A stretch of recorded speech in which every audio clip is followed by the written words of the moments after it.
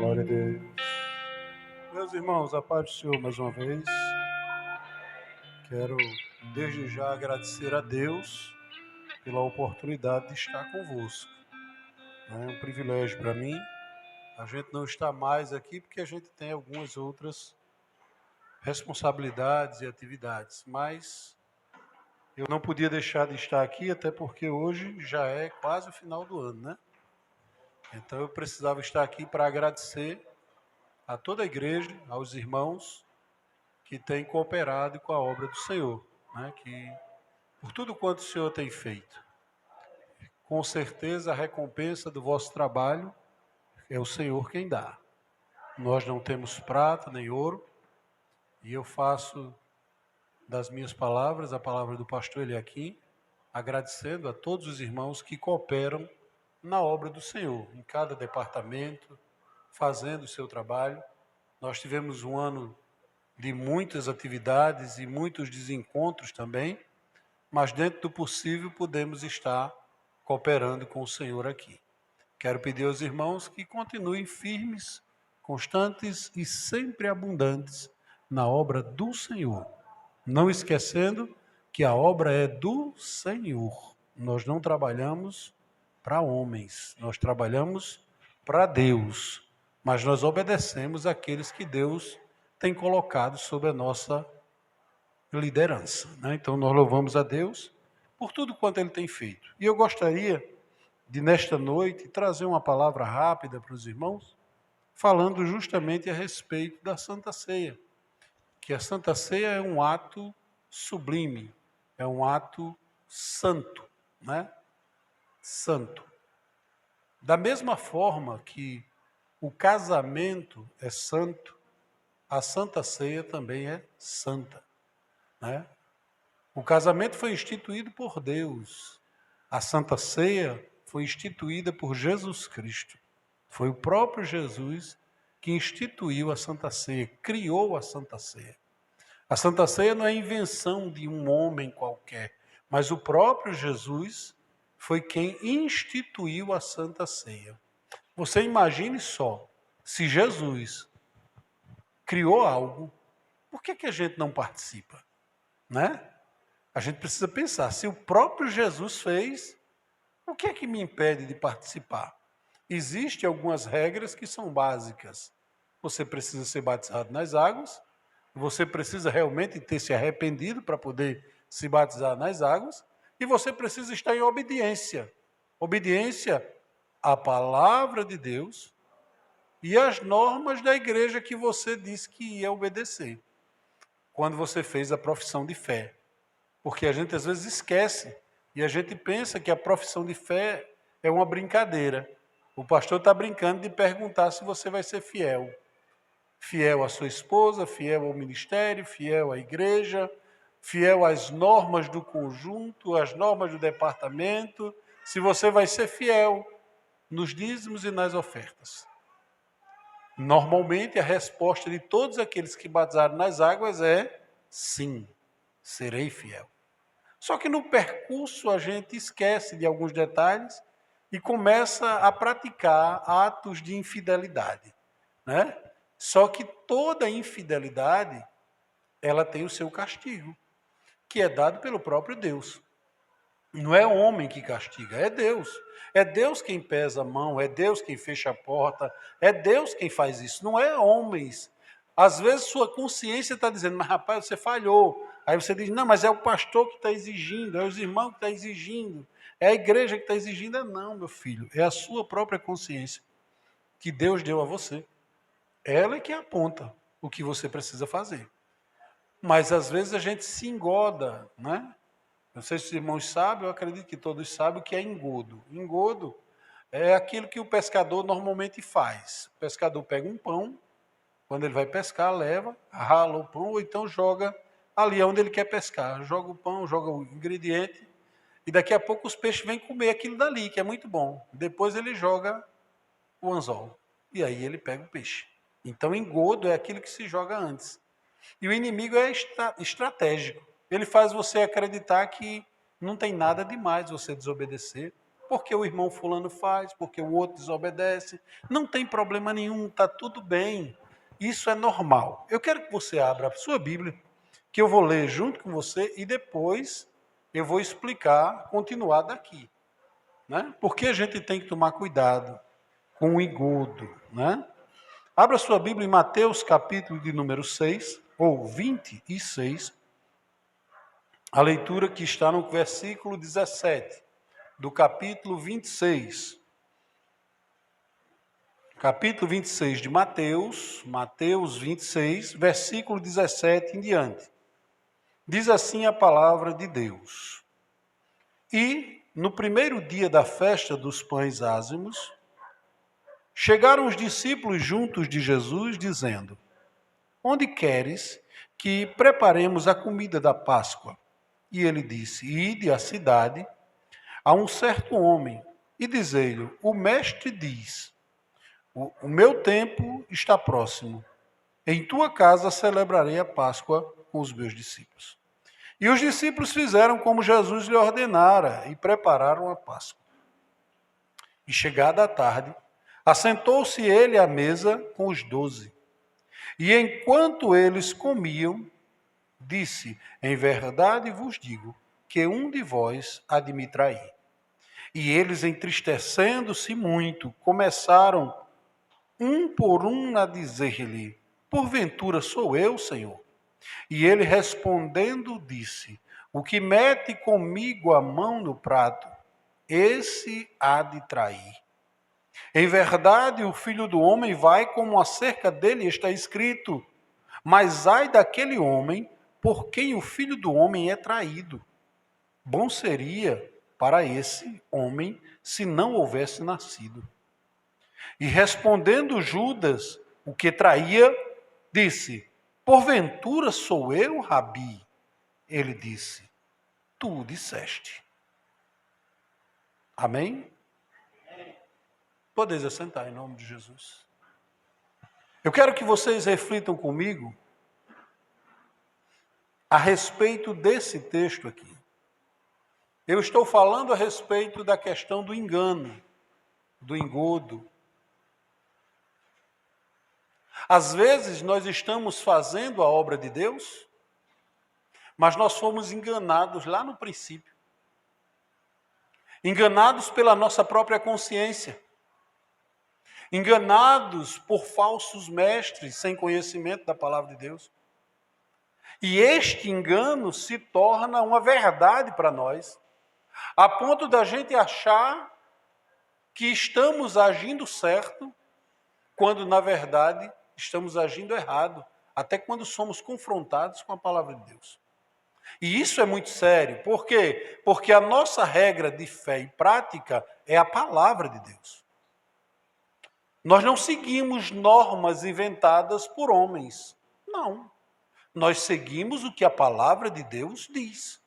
É claro que a palavra de Deus você não vai encontrar lá. Crente da Assembleia de Deus não pode andar de bermuda, principalmente se for obreiro. É claro que você não vai encontrar isso na Bíblia. Isso é lógico, isso é evidente. Isso não tem nem questionamento. Aí você poderia me dizer, então pode? Claro que não. Por quê? Porque não é o nosso costume. Ah, pastor, mas existem várias igrejas que fazem isso. Vocês lembram que eu falei do engodo? Vocês lembram que eu falei dos ensinos errados? Pois é.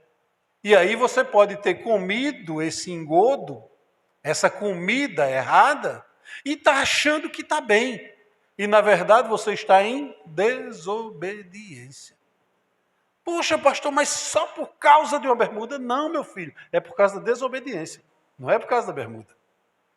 Porque bermuda não é pecado. Se bermuda não é pecado, por que eu não posso usar? Você pode. Paulo vai dizer, todas as coisas me são lícitas.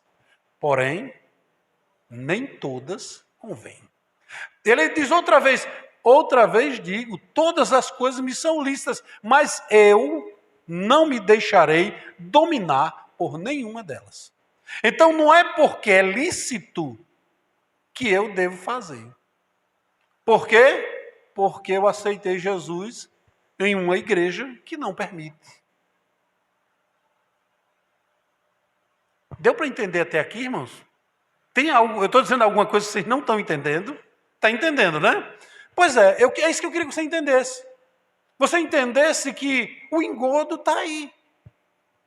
Só que aí a pessoa come esse engodo, aí chega e diz, não, a igreja tem que mudar, porque a igreja é arcaica, porque a igreja está vivendo um passado, porque a igreja... Ei, meu filho, calma. Foi você que na sua maior tristeza, na sua maior angústia, na sua maior necessidade, foi nesta igreja que você encontrou refúgio em Deus para a sua alma. Entendeu? Aqui é a caverna onde você encontrou refúgio para a sua alma. Só que aí você está nela e quer agora mudar tudo. Porque a caverna do vizinho é mais... A caverna do vizinho tem ar-condicionado, é mais liberal, tem tudo do bom e do melhor. Então, a minha tem que ser do mesmo jeito. Calma. Não é assim que funciona. Não é assim que funciona. Você precisa entender que não é você que chegou agora que vai mudar os usos e costumes de uma igreja que tem 100 anos. Entenderam? Tem gente inventando. É por isso que você encontra igreja em toda esquina. Por quê? Justamente porque tem gente que diz, eu não concordo. E abre a sua igreja. Qual é o problema disso? O problema é que talvez você esteja seguindo um engano. Talvez você esteja seguindo um engodo. Talvez você esteja seguindo um rebelde. Talvez você esteja seguindo um insubmisso. Talvez você esteja seguindo alguém que não quer se submeter à liderança que Deus colocou para que ele aprenda, para que ele se discipline, para que ele ande no caminho correto. E aí você vai seguir o desordenado. E está cheio, viu, irmãos? Ah, pastor, o senhor está dizendo com isso que toda igreja que não for Assembleia de Deus, Ministério Tempo Central, não é a igreja certa. Não é isso que eu estou dizendo. Mas antes de você ir para qualquer igreja, repare se a liderança daquela igreja vive de acordo com a palavra de Deus. Se eles seguem os princípios da palavra de Deus. Porque na hora que qualquer um quiser abrir uma igreja para botar o povo do jeito que quiser, é só abrir.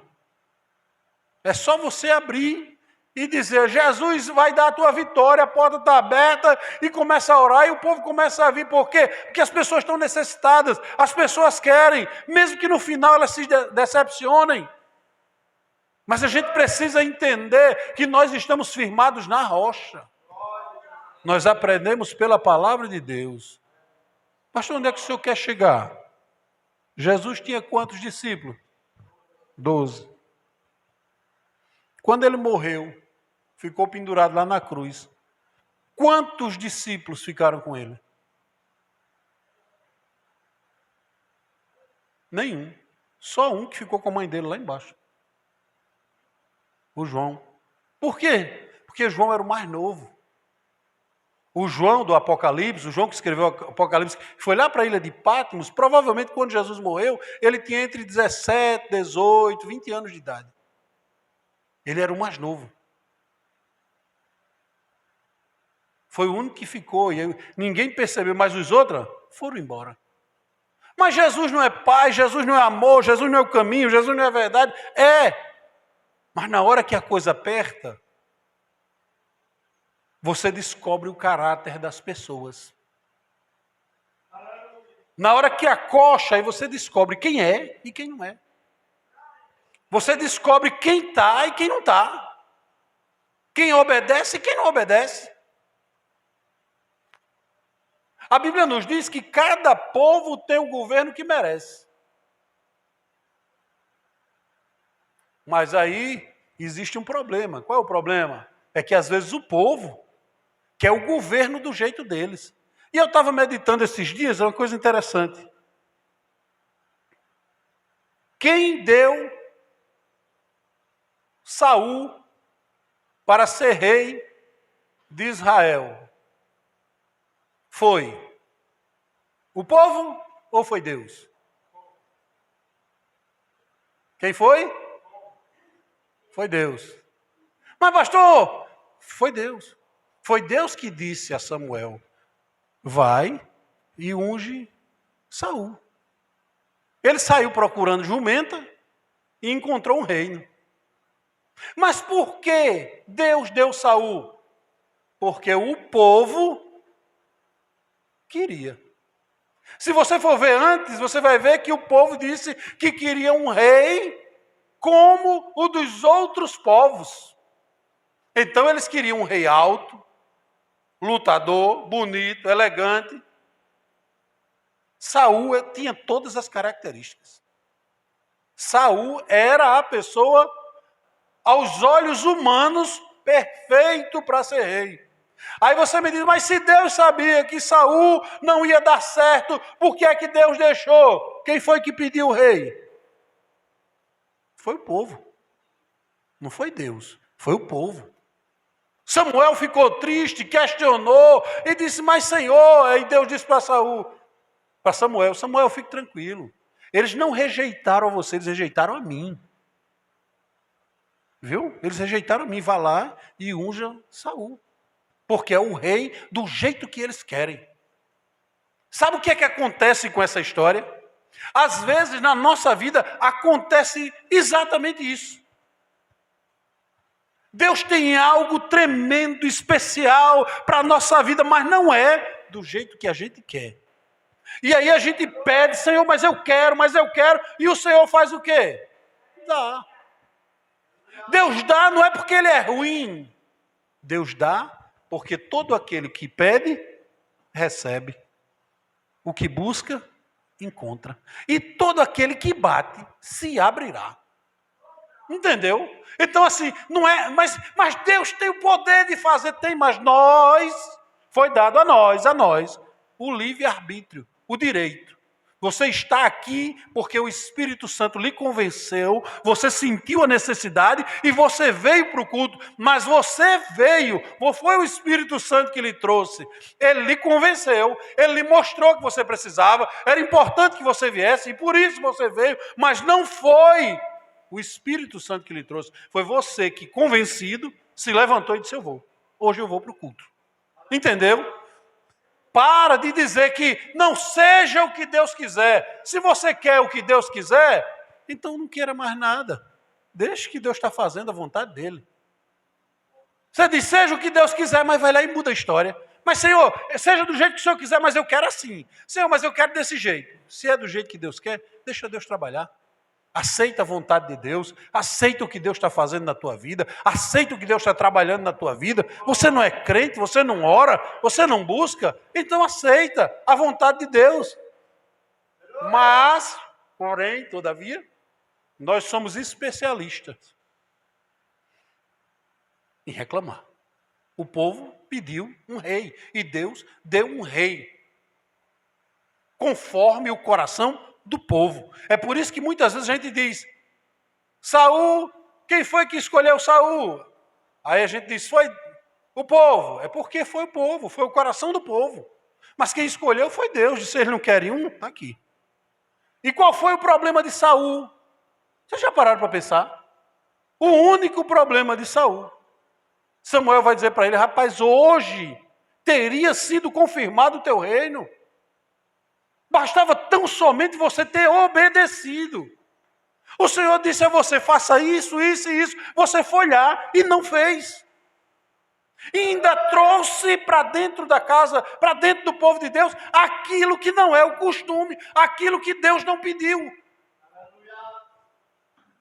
A gente gosta de fazer isso. A gente se agrada de algo lá fora e a gente quer trazer aqui para dentro. Mas não é assim que funciona, irmão. Isso é antibíblico, você vai ver. Você vai encontrar Davi. Aí Deus vai dizer, encontrei Davi, um homem segundo o meu coração. O que foi que Davi fez? Traiu seu exército, traiu sua família, assassinou com resquinte, né? Requintes de crueldade. Porque se você for estudar a história, você vai ver que o que ele fez foi maldade. Ele mandou o rapaz que ia morrer levar a carta com a sentença dele, aonde a carta dizia: bote ele na linha de frente e saiam de trás. Bote ele na linha onde é mais arrochado o fogo, bote ele lá e saiam de trás. Estava escrito lá. Ele mandou fazer desse jeito. Aí Deus diz: mas Davi era um homem segundo o meu coração. Sabe qual era a diferença de Saul para Davi?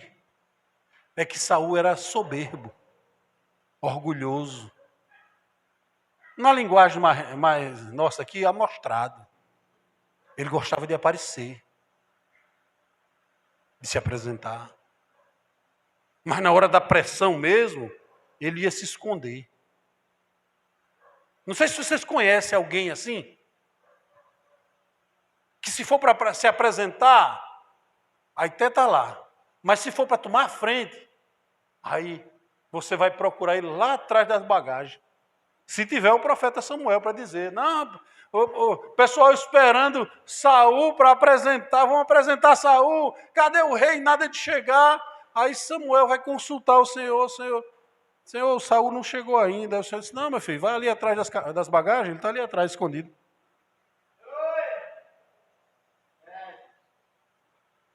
Irmãos, Davi, você vai encontrar Davi em situações diferentes. Quando Davi foi ungido a primeira vez, ele não fez festa. Quando Davi matou o leão e o urso, ele não fez festa. Você não vai encontrar Davi comemorando pelas vitórias que Deus dava a ele.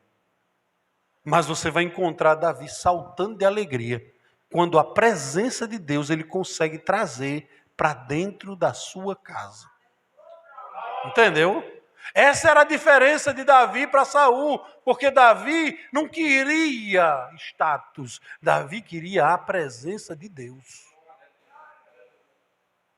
Isto é o que a gente precisa buscar todo dia, a presença de Deus. Para a gente não ser engodado com as coisas do mundo, para a gente não estar enganado com as coisas do mundo, com as propostas do mundo. A gente vai encontrar aqui, entre os discípulos, Judas. Foi feito um estudo avaliando o comportamento, o temperamento dos discípulos. E o único discípulo que prestava para ser discípulo de Jesus era Judas. Era capaz, inteligente, prático, resolvido, mas era o único que não era crente. Era o único que não andava com Jesus. Andava com Jesus, mas não estava. Como assim? Quando Jesus chega, está lá na casa, a mulher chega, entra, quebra o perfume, ele está lá presente. Ele fica murmurando no seu coração: como é que pode, rapaz? Estragar um dinheiro desse? Podia pegar isso aí, vender e repartir com os pobres. Aí o texto bíblico vai dizer: ele pensou isso porque ele era ladrão. Ele não estava pensando em ajudar os necessitados, não. Mas ele queria tirar a honra que era de Jesus. Mas ele andava com Jesus. Jesus vai dizer aqui: aquele que me trai, mete a mão comigo no prato. Era justamente na hora que Judas estava botando a mão. Aí Judas olha e diz: Senhor, sou eu. E o Senhor disse: tu disseste. Só que Deus não permitiu que os discípulos entendessem a conversa. Porque se os discípulos tivessem entendido a conversa, tinha dado errado para Judas. Porque se você perceber, quando foram prender Jesus, um puxou a espada e arrancou a orelha do discípulo, do servo do sacerdote. Imagine se ele soubesse que o traidor era Judas. Tinha resolvido bem ligeirinho. Mas tem coisas que Deus não permite. Tem coisas que Deus permite no nosso meio para a gente ver o que é certo e o que é errado. Porque a decisão é de quem? A decisão é minha. A decisão é sua. Você serve ao Senhor da maneira correta, da maneira justa, se você quiser. Você come engodo, se você quiser. Você segue doutrinas de outras pessoas ou de outras igrejas, se você quiser. Porque a igreja aqui tem doutrina, tem ensino, tem palavra. Ah, mas não é o que eu gosto. Meu filho, normalmente a gente não come o que gosta. Normalmente. Se eu perguntar aqui, talvez um ou outro vai dizer, rapaz, hoje eu comi o que eu queria. Né? Aquele peixezinho frito com baião. Tem outros que vai dizer, Deus me livre. Eu preferia uma carnezinha de porco assada. Cada um vai ter o seu gosto. Mas mesmo assim, se você for ver, você realmente comeu o que você queria hoje? Aí você vai dizer, não, rapaz, faltou aquela sobremesa. Ou outros mais viciados vão dizer, faltou aquela Coca-Cola gelada. Né? Cada um vai ter uma coisa. Por quê? Porque a gente nunca está satisfeito. A gente nunca está satisfeito. Só que aqui nós temos uma situação.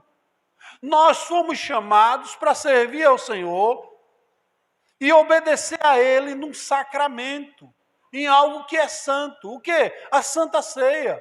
Esta é a Santa Ceia do Senhor, instituída pelo próprio Jesus, carregada de várias coisas.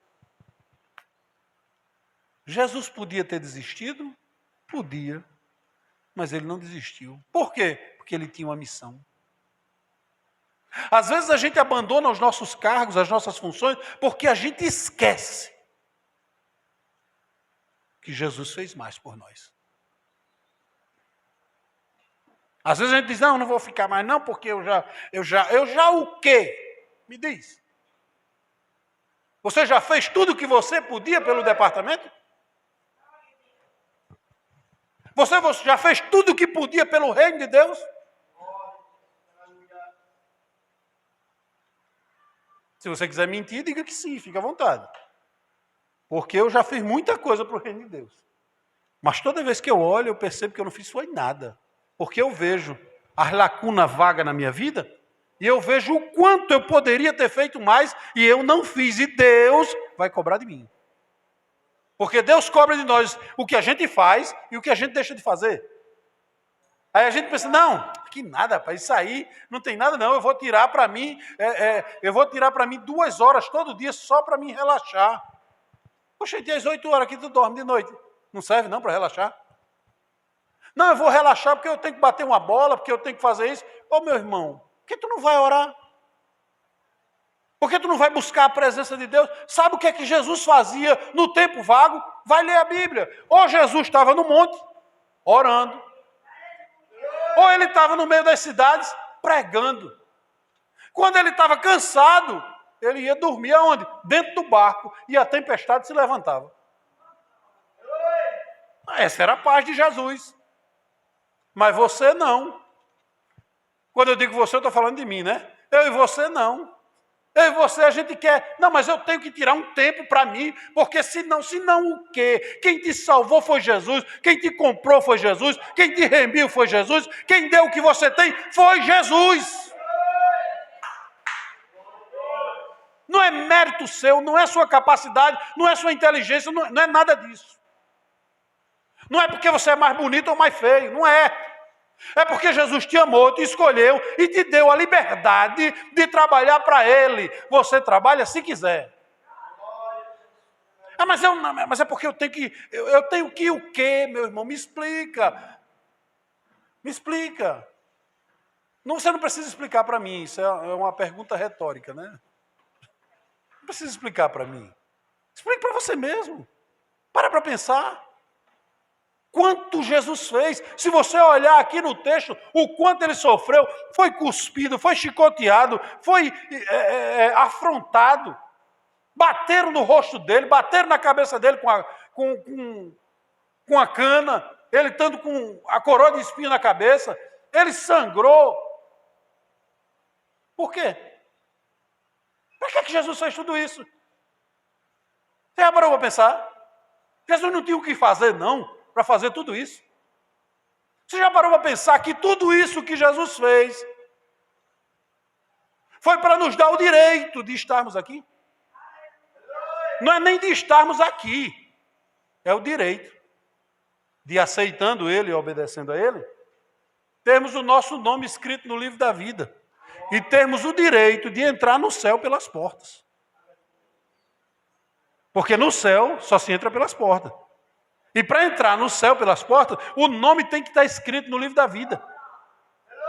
E Jesus sabe o que você faz e o que você deixa de fazer. Jesus sabe quantas vezes você poderia fazer e você não faz. Às vezes só de maldade. Ah, não é o meu departamento? Não é o meu departamento? Não é a minha equipe? Não é o meu grupo? Não são os meus, os seus, o seu grupo, a sua equipe. Ô, meu irmãozinho, minha irmãzinha, pelo amor de Deus, preste atenção. Quem morreu na cruz não foi você. Quem morreu na cruz não foi eu. Não foi o irmão Osmar, não. Quem morreu na cruz foi Jesus. Se nós temos um grupo, nós somos do grupo de Jesus. Não é dos de Jesus, não, porque lá de Coríntios, aqueles de Jesus eram os piores que tinha. Que aquele ali não queria respeitar ninguém, porque a gente é de Jesus. E a gente até encontra alguns na igreja, viu? Eu não vou dizer os nomes, não, mas lá no Alto Alegre tem. Tem uns que lá que dizem, não, irmão, Jesus falou comigo, Jesus me disse que eu ia fazer isso. Aí eu fico olhando para a cara do abençoado, ou melhor, da abençoada.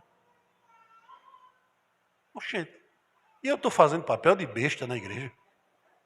Porque se Jesus me botou para dirigir como anjo da igreja, a direção parte daqui. Se Jesus está querendo usar o dali tinha que pelo menos respeitar o daqui.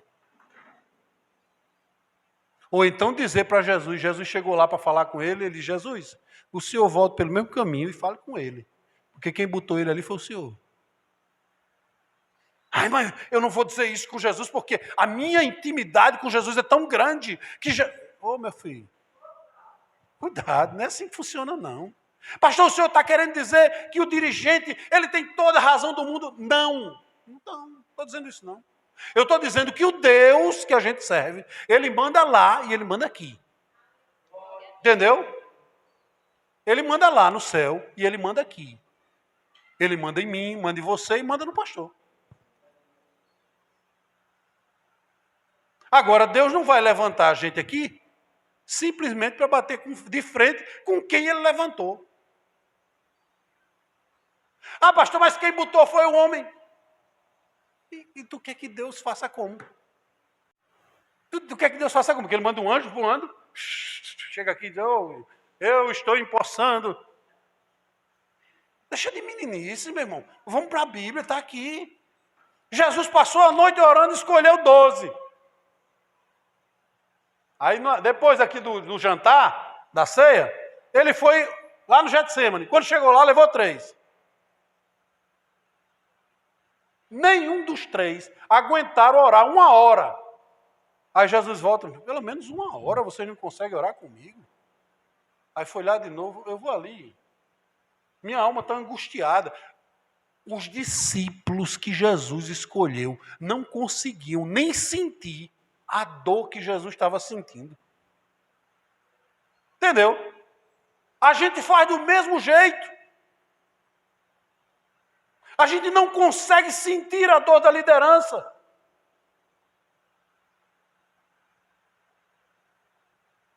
Mas a gente deveria. Porque está escrito aqui. Jesus volta de novo e diz, minha alma está angustiada até a morte. Vê se vocês conseguem orar. Aí da terceira vez já disseram, basta. Tá bom, acabou. Eu vou morrer por vocês mesmo, porque não tem jeito não. Eu vou morrer por vocês mesmo, que é melhor. Entende? Irmãos, o que Jesus passou por nós somos devedores ao Senhor. eternamente. Nós não temos como pagar.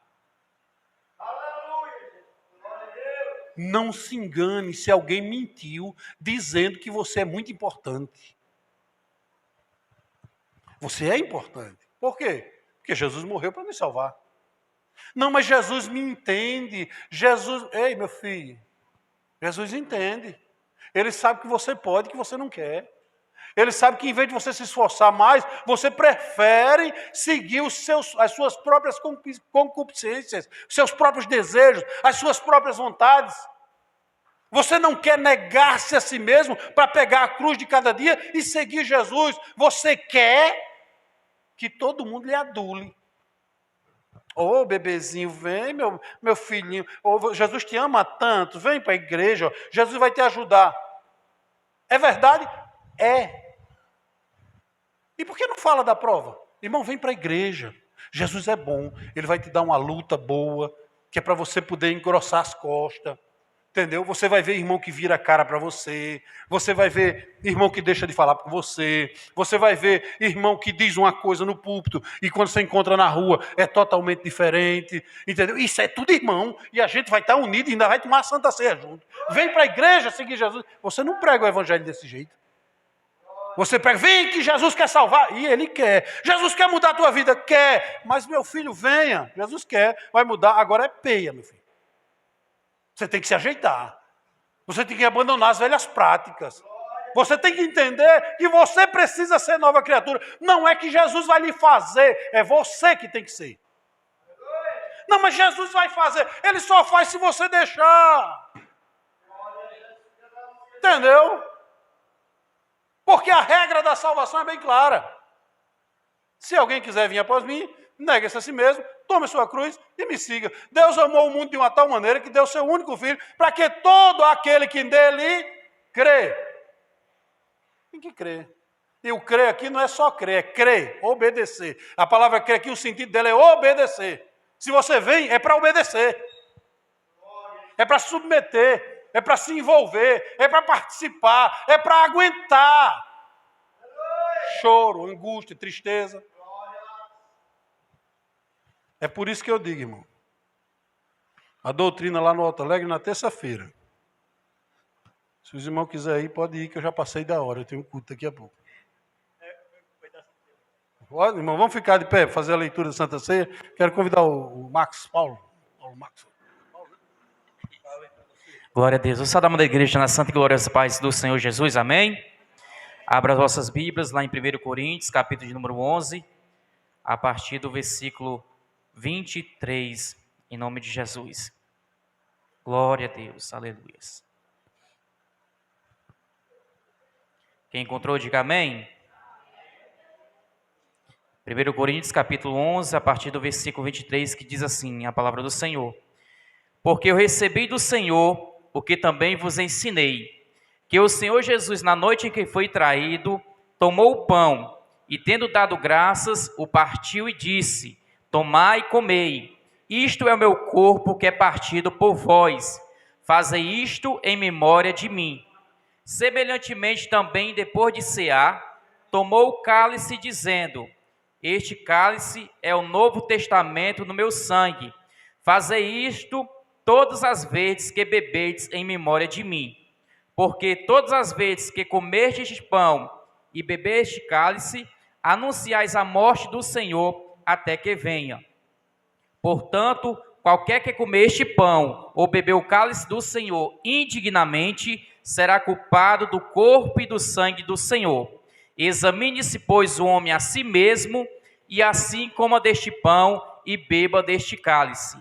Porque o que come e bebe indignamente, come e bebe para a sua própria condenação, não discernindo o corpo do Senhor. Por causa disso, há entre vós muitos fracos e doentes, e muitos que dormem.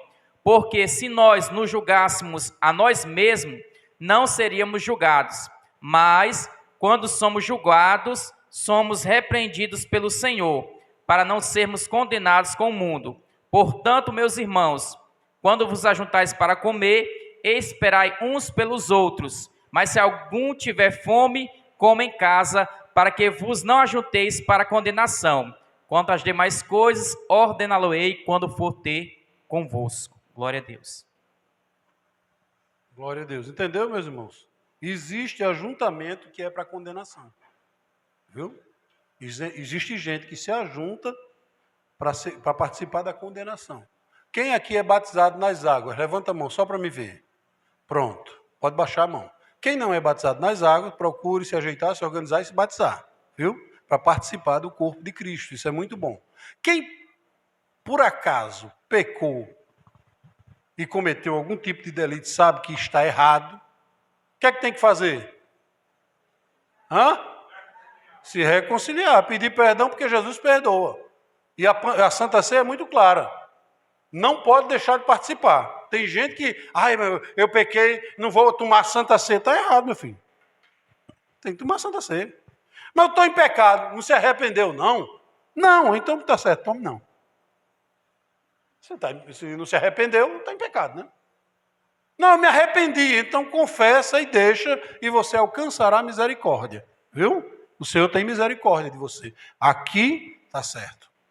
Então, assim, se tem alguém que quer se reconciliar, aproveite, vem aqui que eu vou orar pelo pão e já oro por alguém que queira se reconciliar. Se está todo mundo já santo, amém, né? Graças a Deus. Louvado seja Deus, né? Lembrando que a reconciliação é para abandonar as práticas, viu? O mês que vem, o ano que isso é o último do ano, né? Então, o ano que vem, pelo amor de Deus, não vem de novo, não. A não ser que tenha pecado, né?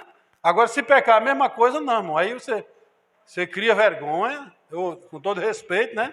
Não é chamando de sem vergonha, não, mas você cria vergonha e para de pecar. Porque não dá, né? Tem que parar com as velhas práticas. Pastor, mas é porque eu escorreguei. Escorregar, todo mundo escorrega. O chão é liso. Agora, o que não justifica é o cabo estar caindo o tempo todo. Né? Mas é porque eu me irei, porque controla, aprenda a ter controle emocional. Mas, pastor, é porque é o ambiente onde eu estou. Então, sai de lá. A Bíblia ensina o seguinte, se o teu olho faz tu pecar, arranca. Meu Deus do céu, arrancar o olho. É melhor você entrar no céu com um oi só, caoi, do que você ir com os dois para o inferno. Não é, pastor, é só a minha mão direita que faz eu pecar. Corta, meu filho. Para quê? Para não pecar. Se é ela que vai pecar, corte. Porque é melhor você entrar no céu sem a mão do que ir para o inferno todo. Pastor, eu vou cortar minha mão agora. Não, meu filho, não corte não, pelo amor de Deus. Se converta. Não, e nem vai arrancar o olho, não. Pode ser que o pastor mandou arrancar o olho, eu arranquei. Não, vai isso não. Você tem que entender que precisa mudar.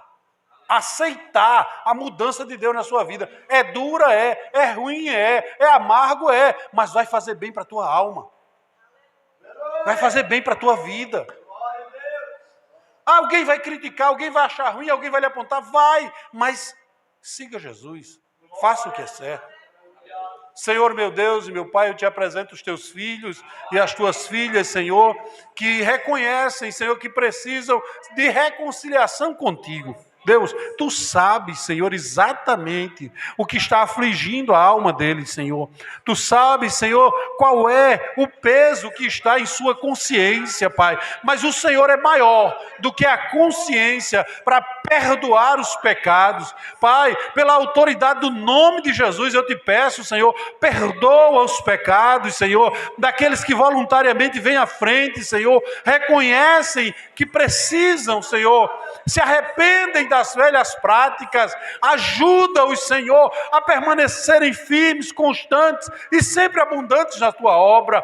Pai, foi o Senhor que morreu por eles, foi o Senhor que deu a vida por eles. Pai, da próxima vez que eles forem ou pensarem em pecar novamente, Senhor, lembra eles que a cruz era nossa, que o cuspe na cara era para nós, que o sangue que deveria jorrar era o nosso, quem deveria apanhar com aquele chicote éramos nós, Senhor, mas o Senhor assumiu a nossa culpa, o Senhor tomou o nosso lugar para nos dar vida, e ainda nos deu o privilégio, Senhor, de todo mês cercar a tua mesa e trazer à memória, Senhor, que o teu corpo, que o teu sangue nos purifica de todo pecado, renova a nossa vida espiritual, restaura a nossa comunhão contigo.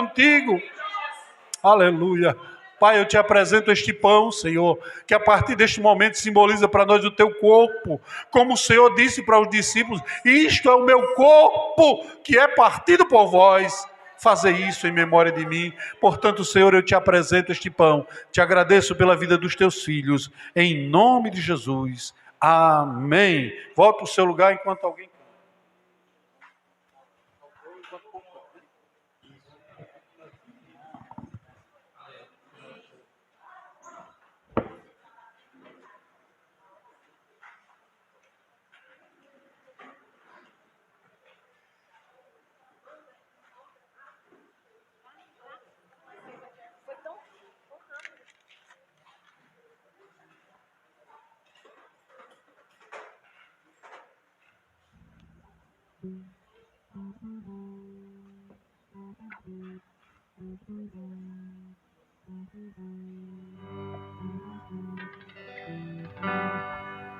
Glória a Deus. Cumprimentamos a igreja mais uma vez com a paz do Senhor Jesus. Presente, Senhor. Cristo já nos preparou um manjar que nos comprou e agora nos convida a cear com celestial maná que de graça Deus te dá. Vem faminto tua alma saciar. Vem cear, o mestre chama, vem cear. Mesmo hoje tu te podes saciar. Poucos pães multiplicou, água em vinho transformou.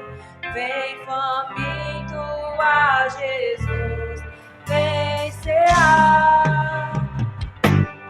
E discípulo vai voltar, sem os peixes amanhã, a Jesus nos manda outra vez.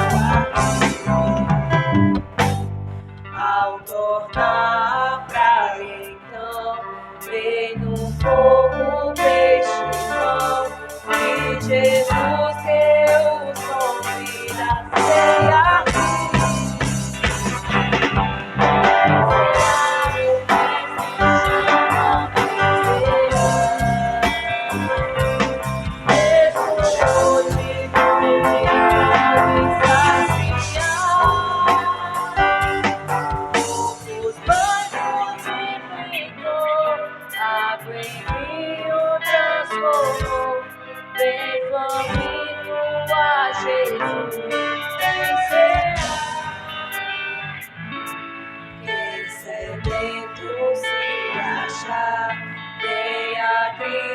Sem pagar, pois o rio sem mistura ele dá.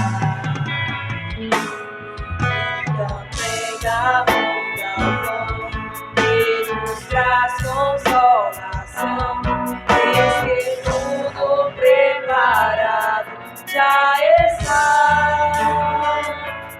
Vem cear, o mestre chama, vem cear. Mesmo hoje tu te podes saciar. Os pães multiplicou, água em vinho transformou. Vem faminto a Jesus, vem cear. Breve Cristo vai descer e a noiva receber seu lugar ao lado do Senhor Jesus. Quem a fome suportou e a sede já passou, lá no céu e a ceia escandalou. Vem cear, o mestre chama, vem cear. Mesmo hoje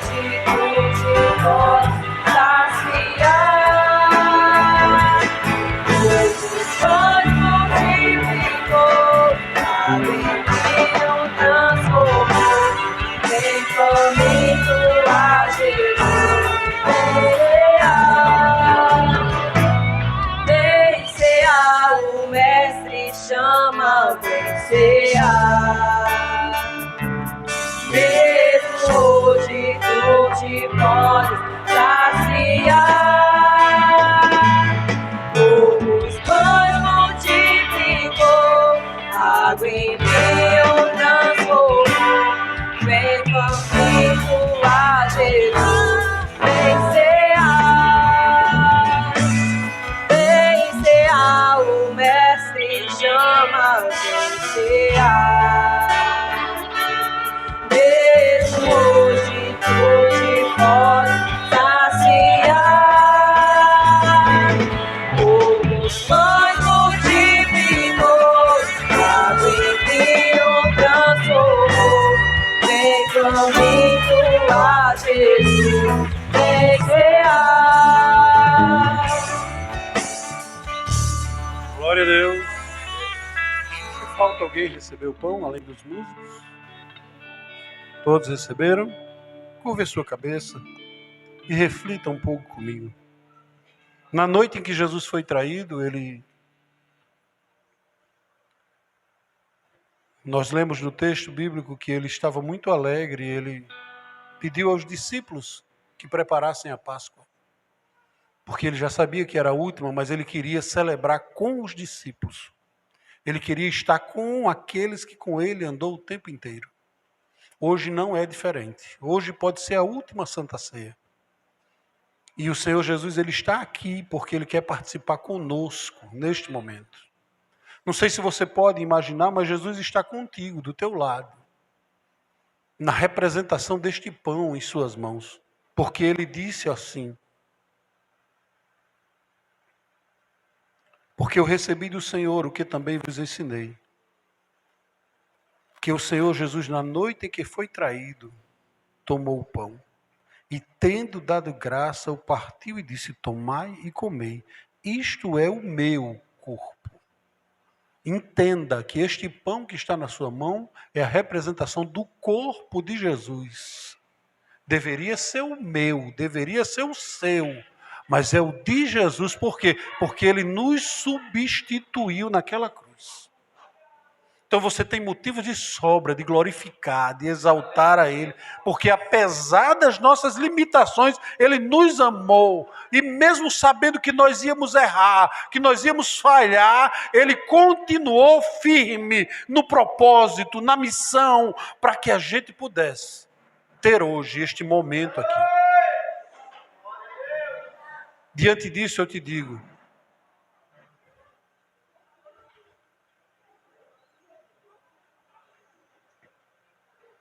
nunca abandone aquilo que Jesus tinha feito. Nunca abandone Jesus. De 30 em 30 dias é passado em rosto aqui que Jesus morreu por mim e por você e que Ele deu o corpo por nós. Então veja o que você tem dado para Jesus. O seu tempo, os seus recursos. Na verdade, o tempo que Jesus te deu e o recurso que Ele tem te dado. Oferece mais para Jesus. E ele disse: tomai e comei, isto é o meu corpo, que é partido por vós. Todos podem se apropriar do pão.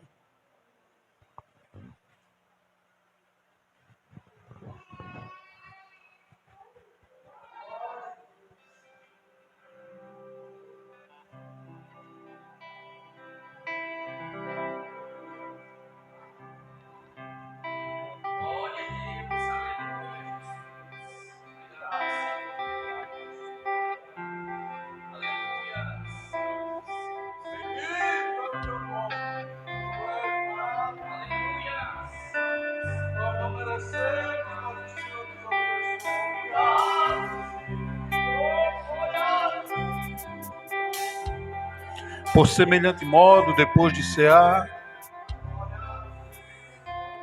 tomou o cálice, dizendo: fazei isso todas as vezes que beberdes, em memória de mim. Vamos orar pelo vinho. Vamos ficar de pé.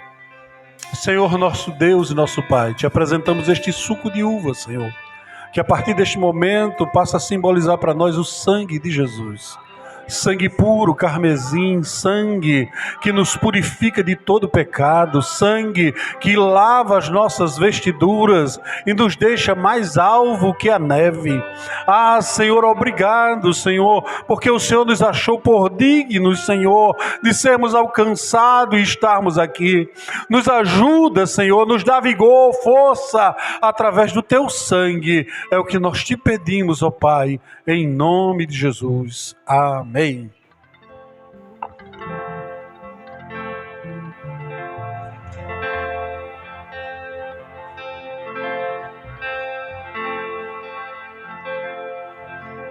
Fechando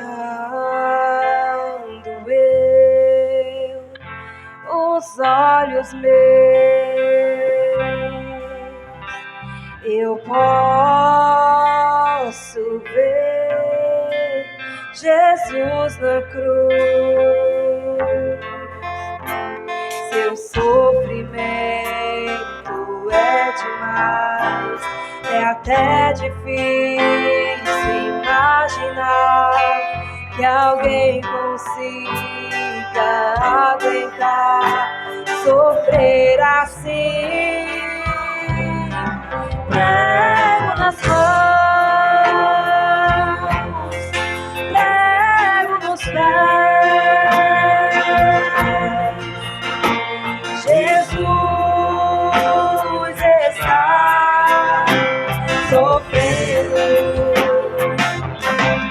e sabendo eu que tudo isso é por mim. Eu não me controlo quando penso nisso, eu choro. Ainda estou ali, parado,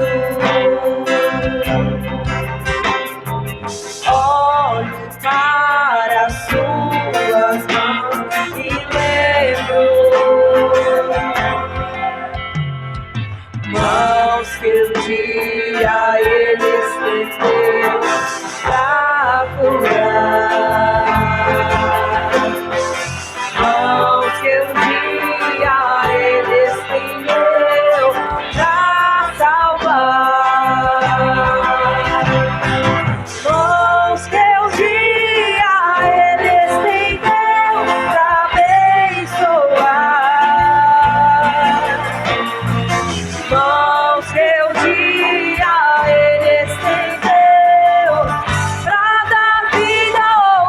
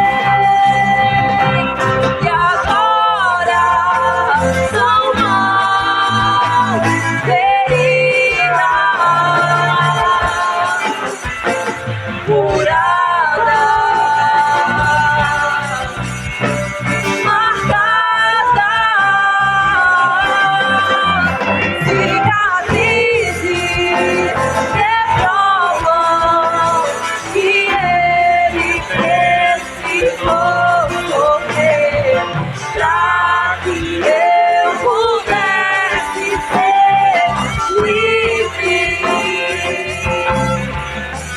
Cicatrizes que provam que ele precisou sofrer pra que eu pudesse ser livre. Livre.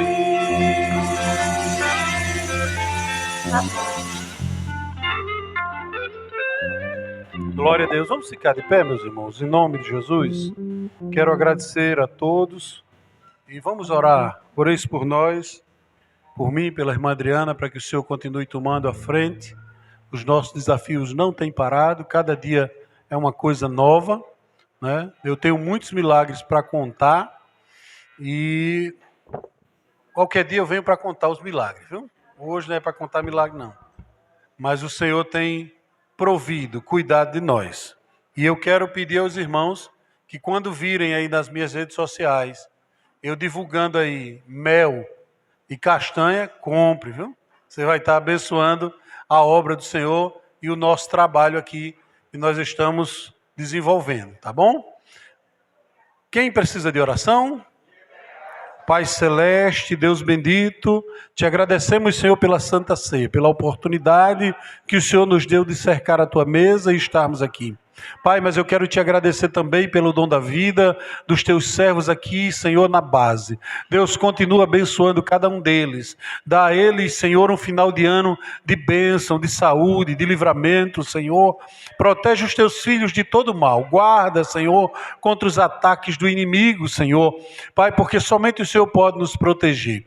Nos despede em paz aos nossos lares, nos guardando, nos livrando de todo mal. Fica, Senhor, com a tua igreja aqui na base, em tudo, Senhor, para a glória do teu nome. Quem pode diz?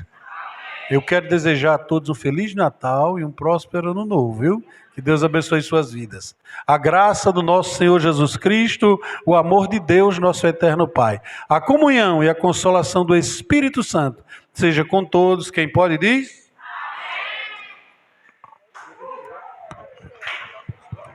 Glória a Jesus. Irmãos, a nossa irmã vai colocar os avisos no grupo da igreja.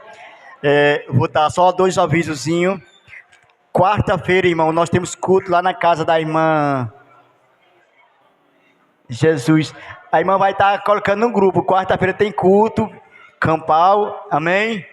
Glória a Jesus. Quarta-feira, 31, você vai fazer culto aqui de noite? Sim, vamos.